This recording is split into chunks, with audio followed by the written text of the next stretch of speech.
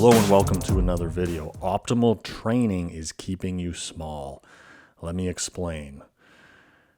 The very definition of what optimal training is implies that there is one singular best methodology or set of methods for training for muscle gain, and all other approaches, training philosophies, are inferior.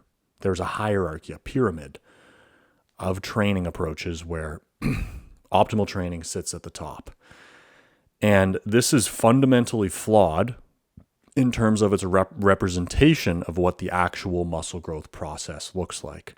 Although it may make sense in theory that there should be one best set of methods across all of us individual human beings out here chasing gains, the reality is that your body doesn't give a shit about how smart we think we are in understanding the way things are supposed to work. And so I'm going to explain what I've seen to be true through my process and hopefully convince you to adopt this perspective, because I guarantee it will help you to make additional muscle growth. First off, let's take my current training approach, and you can tell me if this sounds like optimal training. So I train my arms 3 days in a row, and then I train my legs. That's my split. On day one of my arm training, I do drop sets only. Triceps and biceps supersetted back and forth. Pushing with high reps, fast and explosive. No eccentric control. Going down to partials at the end. 3 drops. All the way to failure, down to partials, drop the weight. All the way to failure, down to partials, drop the weight. All the way to failure, down to partials. Take a 1 to 2 minute rest. Repeat the same thing for biceps. That's 1 round. I'm repeating that 3 to 4 times. That's day 1. Day 2, drop sets again. Very similar. However, main difference, rep range is lower, 6 to 12 reps.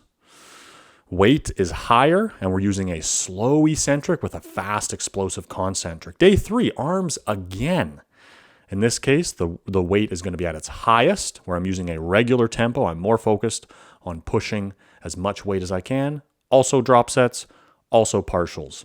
10 to 15 rep range, 3 to 4 drops, 3 to 4 rounds. After all of that arm assault, I do legs. And guess what we do for legs? We do 2 sets of jumping lunges. 1 set with the right foot forward, 1 set with the left foot forward. I rest about 5 minutes in between the 2 sets, and then I walk out of there.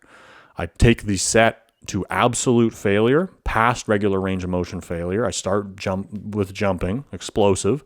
And as I fatigue, once I get to 15, 16, 17 reps, that explosiveness starts to decrease, but I keep grinding out reps to the point where I can barely even get my knee off the ground and I cannot move the weight an inch, then the set ends. That's my current training routine that has led to additional results, wherein my current body weight is somewhere in the range of 217 to 222 pounds, depending on the time of day and how big of a dump that I've taken. Let's just call it roughly 220 pounds. As I mentioned in a previous video, I started out at 165 pounds at 6'1". So, that's a total of 55 pounds of weight gain. Obviously, not all of that is muscle. We're a little bit fluffed up. But regardless, this methodology does not sound optimal, although it's where I've ended up just listening to my body and making adjustments as I go and being open-minded enough to try anything in order to produce additional results. What is actually going to be optimal for any individual person at any point in your training journey is going to change as you evolve. What does this mean? There's not one fixed set of training parameters that is going to be best for you or any other person throughout the whole entirety of their journey, from the very first time you step foot in a gym till you've been in there for 10 to 15 years, pumping the iron like a freaking maniac. What works the best for you is going to change. And if you prescribe to this idea that there's one fixed set of parameters for you, you're going to inevitably end up in a long-term plateau of no muscle growth. Why? Any set of training structure that is productive enough to stimulate muscle growth, that puts enough stress on your body to layer on additional muscle, is not going to continue to be an effective training methodology as time goes on and your body adapts. When you train in a certain way, you train really hard, you go to the gym all the time, you train in the 10 to 15 rep range, you rest 2 minutes in between each set, you do 30 sets of weekly volume per muscle, whatever it may be. If you stick with that, that will produce results. But then, as we all know, anybody who's an even somewhat experienced lifter, it tapers off and you don't continue to see results. Why? Because your body adapts and layers on the additional muscle and then no longer continues to do this process. It's not a continuous linear progression.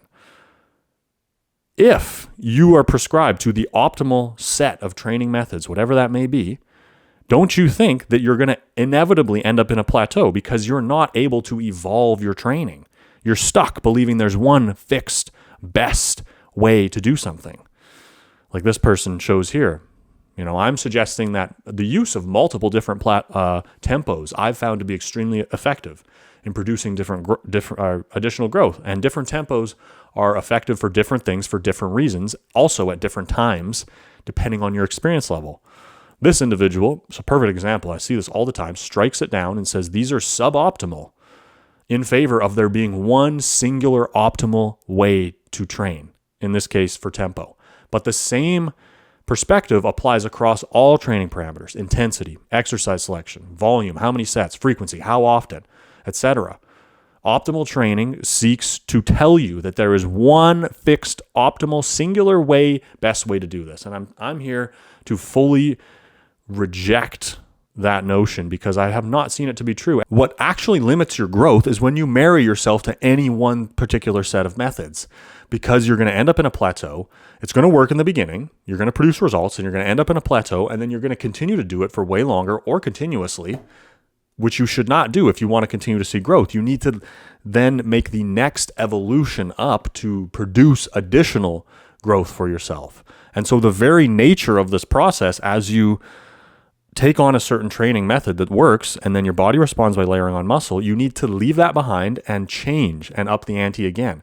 And this is what has allowed me to continue to produce results while remaining natural, only training my arms and my legs with regular testosterone levels and good above average genetics, but not elite level genetics. It's this process, which is difficult to do because you want, as a human being, to marry yourself to understanding how something works. It's more uncomfortable to be very invested in something, committed to it, but not identify with any one particular methodology necessarily, and be willing to experiment with any training philosophy or any training structure that someone suggests, apply it to yourself, step back, and see what the results are.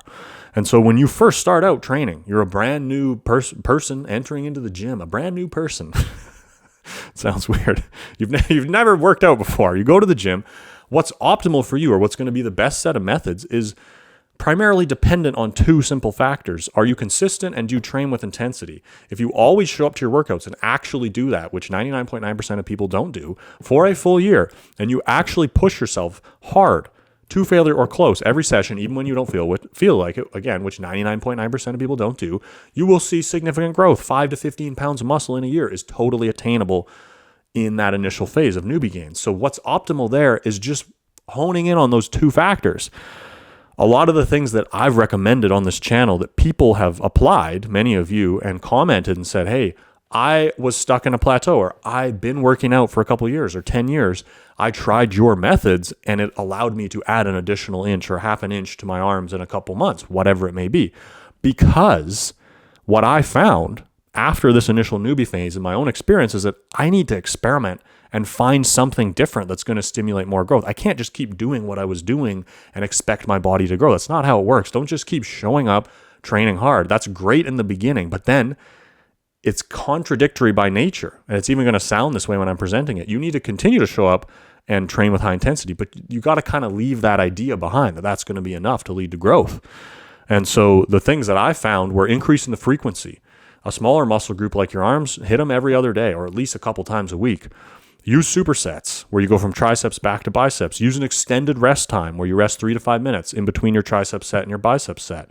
Do 6 to 10 rounds of the superset, a solid amount of volume. Push with a slightly fast, explosive tempo. Track your progress and go in there every time and try to add additional weight and reps. That structure for me led to substantial additional growth in my intermediate to advanced phase. So I would say that is the definition of optimal training at that point in time. But then I followed that for a while, and now my body has adapted to that, and I'm no longer seeing results. I've been plateaued for 3 months, 6 months, a year. I need to do additional things. At that time, using intensity techniques helped me, and also shifting my view of progressive overload from how much weight and reps can I do an individual set to what's the total amount of weight times the total amount of reps times the total amount of sets in an individual session.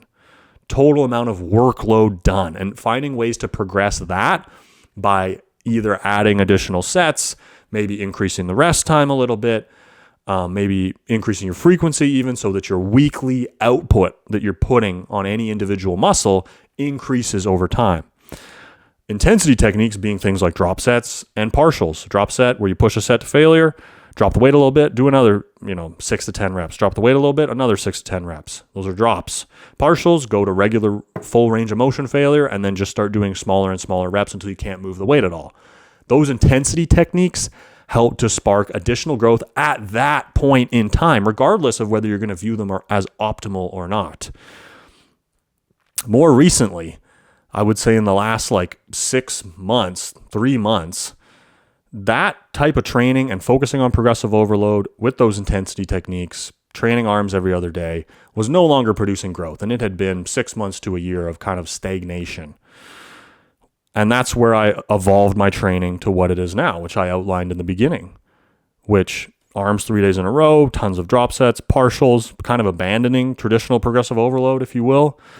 And my leg training, I was doing 6 working sets, just 2 regular failure.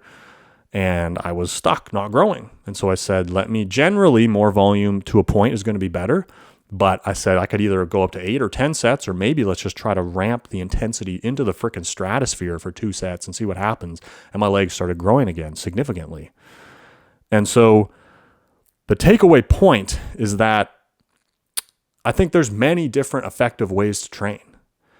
And you're only going to limit yourself if you're serious about long-term muscle growth. You're going to limit yourself by marrying yourself to any one individual set of parameters, because I hope what I've outlined here is that different things are going to work the best at different times, and you should use your body's response to any individual set of training parameters or methods to dictate whether it's effective and what you need to do next. And the growth is going to come in spurts. It's going to come 2 months, you're going to see a bunch of growth, and you're going to be in a plateau for 6 months to a year. And that's going to continually happen because you have to evolve your training approach and increase the stress and stimulus on your body to force additional adaptations to create more muscle growth over time. Hopefully that helps you to go there and make some more gains. If you want to do the ARM program, link is in the description. Have a great freaking day. Peace.